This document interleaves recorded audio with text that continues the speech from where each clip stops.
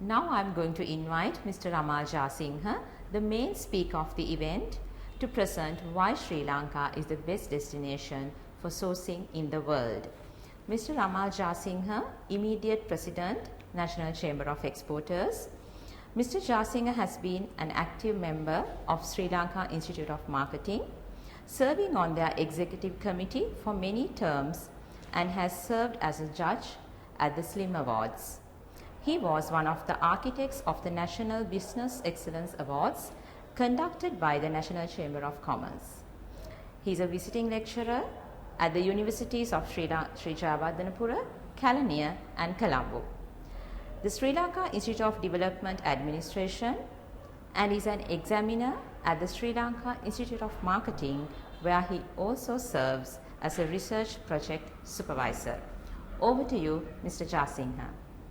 Good afternoon, ladies and gentlemen. Welcome to IAGOAN's initiative on Sri Lanka, the best sourcing destination to procure products and services globally. In recent years, and particularly in the emerging post-COVID era, Sri Lanka as a nation has emerged and won its due pride of place in the world trading map. Our emergence extends through goods and services, digital market landscape, and the quality offerings made to the international trading marketplace, up to our lovely tourist destinations, as the following slogans depict. We are known as the wonder of Asia, so Sri Lanka, a land like no other, island of ingenuity and treasure island. We are more than ready to accept our visiting tourists and business visitors, and have very carefully and prudently opened our borders for business. This is enabled through carefully thought out practical and safe quarantine measures being introduced to optimize the trading and sourcing capabilities of the rest of the world. Sri Lanka is rapidly transitioning from a predominantly rural-based economy towards a more urbanized economy, oriented around manufacturing and services. This transition comes through a resilient and hardworking SME sector, which is widespread throughout our island nation. Economic growth has transitioned into shared prosperity, with the national poverty headcount ratio declining from 15.3% in the period 2006 to 2007, and it has gone down to 4.1% in 2016. Which has continued only with minor fluctuations from then on. Sri Lanka is a low middle income country, the population of 21.3 million and a GDP of 82.2 billion US dollars. Goods and services account for 62% and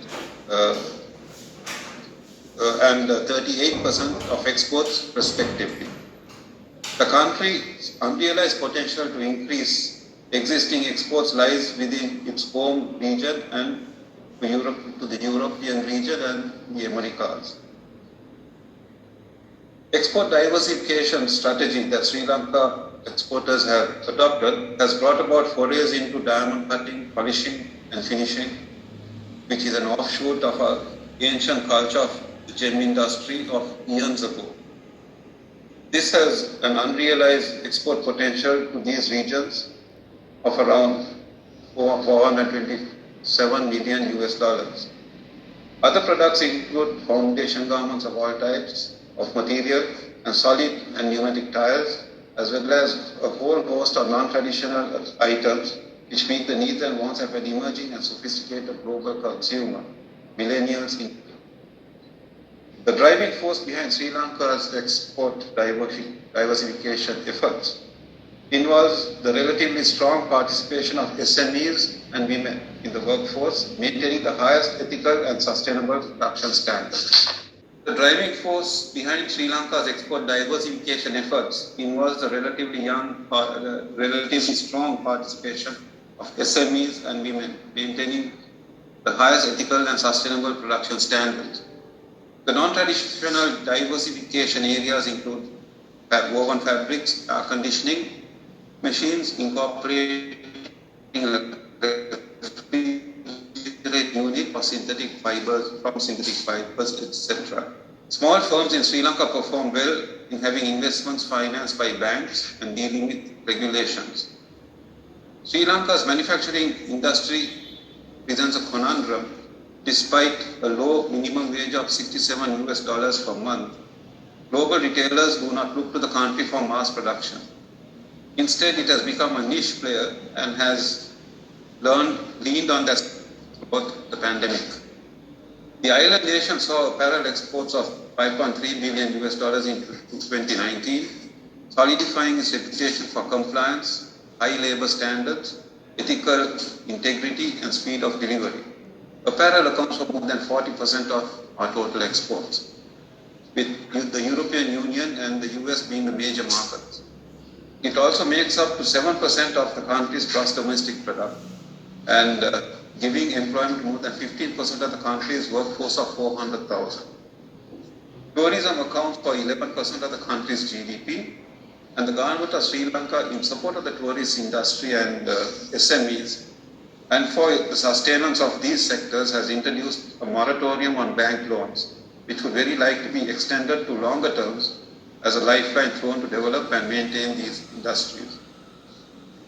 In order to stimulate private investment, the central bank will maintain an accommodative policy. It lowered its key rates by 200 basis points in March 2020 to stimulate lending.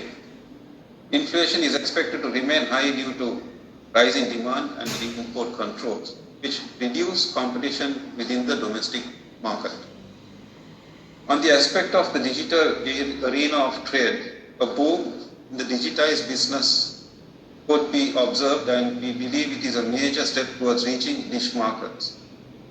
Further, together with enhanced e-commerce, has enabled exporters and source companies to reach beyond traditional markets with goods and services.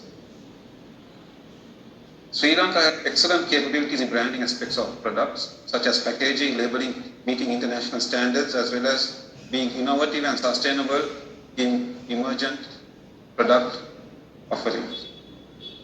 We present excellent, safe, and efficient e-payment platforms, bringing such services to meet and exceed international standards and service expectations.